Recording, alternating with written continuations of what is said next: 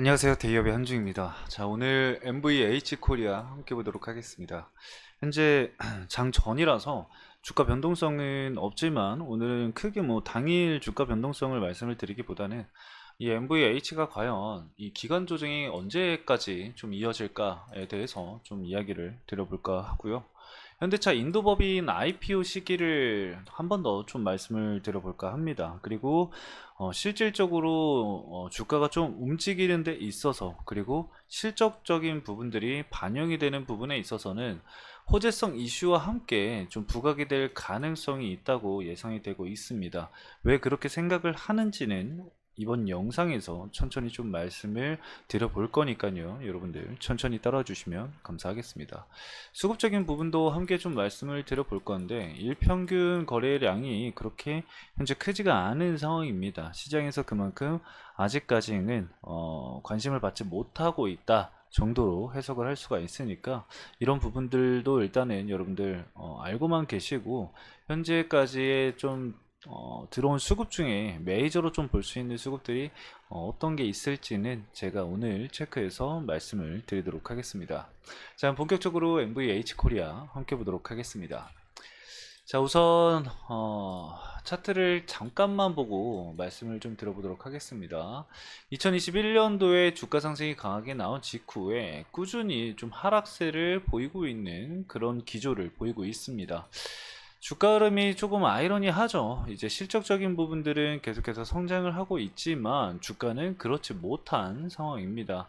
물론 현대차라던가 이런 이슈적인 부분들이 나왔을 때는 강하게 한 번씩 주가 상승이 나왔었지만, 어, 다소 이제 강한 상승 이후에 그런 추세적인 측면을 지켜주는 모습을 보이진 않고 있죠. 이게 이제 이전에 있었던 악성 물량들이 좀 강하게 존재를 하다 보니까 그 물량들의 차익 실현이 계속해서 이어지고, 그리고 아무래도 부품주에 좀 한계가 있지 않을까 싶습니다. 그래서 일단은 처음에 이제 이 밸류에이션 관련해서 국가에서 이제 얘기했던 저 PBR 이런 얘기들을 했을 때, 사실 자동차 부품주들이 좀 강하게 부각을 받을 수 있을 거라고 생각을 했지만, 그 부분들이 좀 흐지부지해지면서 다시 좀 조정을 받은 그런 모습을 보이고 있습니다.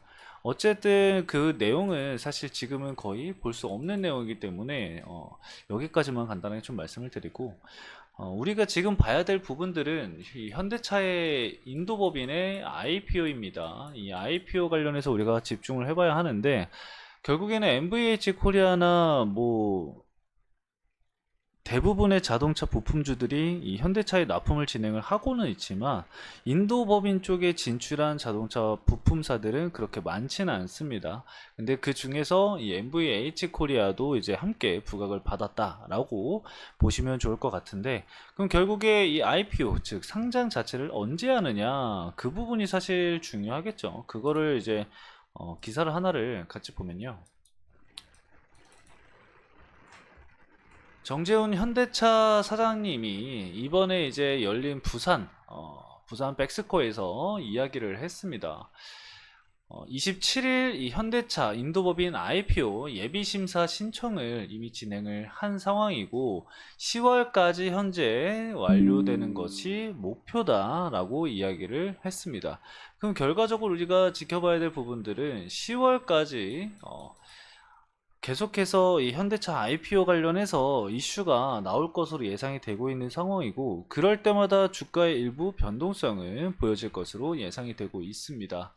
현대차 인도법인은 지난 17일 인도증권거래위원회에 IPO 예비 서류를 제출을 했다라고 나와 있고, 결국에는 10월까지 이 상장을 목표로 하고 있기 때문에 8월, 9월 등등등 계속해서 이슈화가 되지 않을까 생각이 듭니다. 그래서 그 이슈가 됐을 때 과연 MVH 코리아가 얼마나 그걸 시장에서 좀 반영을 해주는지도 우리도 함께 좀 지켜볼 필요가 있다고 생각을 합니다. 그래서 그 이후에 이제 부품주가 좀 부각이 되고 이 MVH 코리아가 부각이 됐을 때 이러한 기사들이 또 추가적으로 나와줘야 돼요. 어떠한 기사냐면은 실적적인 부분들이 이야기가 나와줘야 합니다. 뭐 저평가다,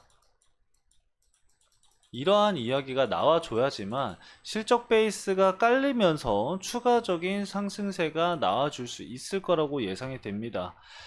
만약에 그러한 이야기가 없다고 한다면은 또 단발성으로 그칠 가능성도 존재하겠죠. 근데 이전부터 제가 말씀드리지만 실적적인 측면은 계속해서 성장을 하는 모습을 보여주고 있습니다. 외형 성장도 그렇고 영업이익 그리고 단기 순이익까지도 이제 성장을 하는 그런 모습들을 보여주고 있는 상황인데, 우리가 PBR을 보더라도 0.55배예요. 그렇다라는 거는 BPS를 봤을 때 4,958원이거든요. 이게 2023년 기준입니다.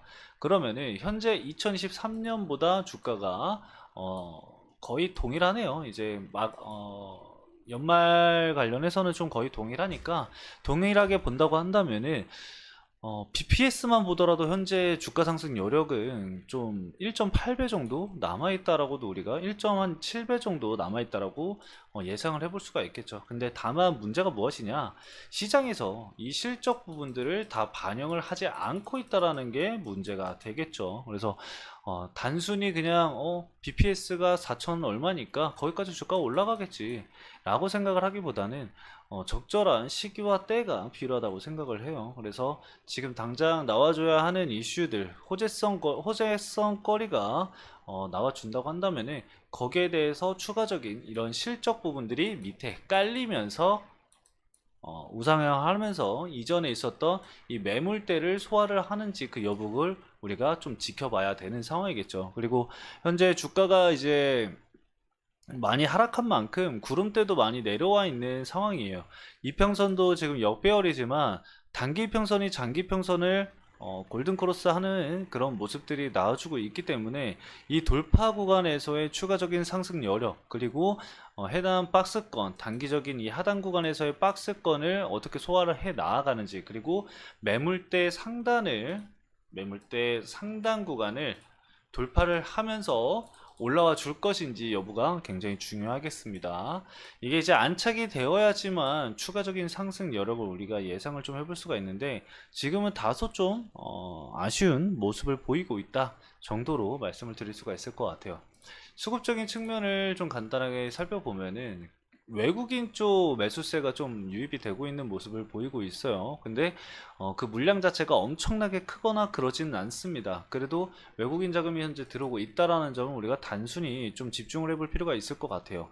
최근 5일간 보면은 메릴린치, JP모건 서울, 모건스탠리 쪽에서 매수세가 유입이 좀 됐고, 하이투자증권 쪽 그리고 신한투자증권 창구에서도 매수세가 좀 유입된 것을 확인을 할 수가 있습니다. 단기적인 매수세가 좀 이렇게 유입이 된 것으로 확인이 되고, 120일 기준으로 봤을 때는 NH투자증권 창구가 가장 많은 매수세를 유입을 했기 때문에, 그럼 우리가 체크해 볼 필요가 있는 증권사는 한 5개 정도가 되겠죠. NH투자증권, 하이투자증권, 그리고 신한투자증권, 그리고 나머지 2개는 외국계 증권사 창구를 좀 체크를 해볼 필요가 있습니다.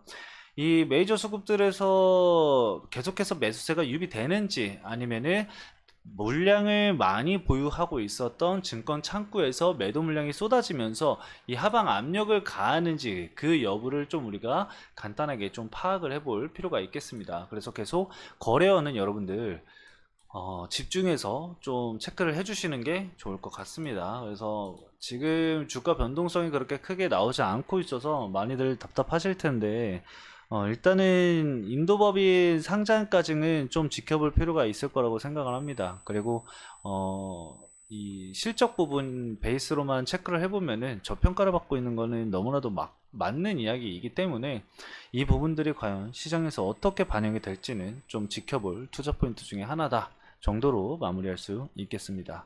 자, 오늘 간단하게 여기까지 좀 말씀을 드리면서 마치도록 하겠습니다. 해당 영상도 시청해주신 여러분들 감사합니다.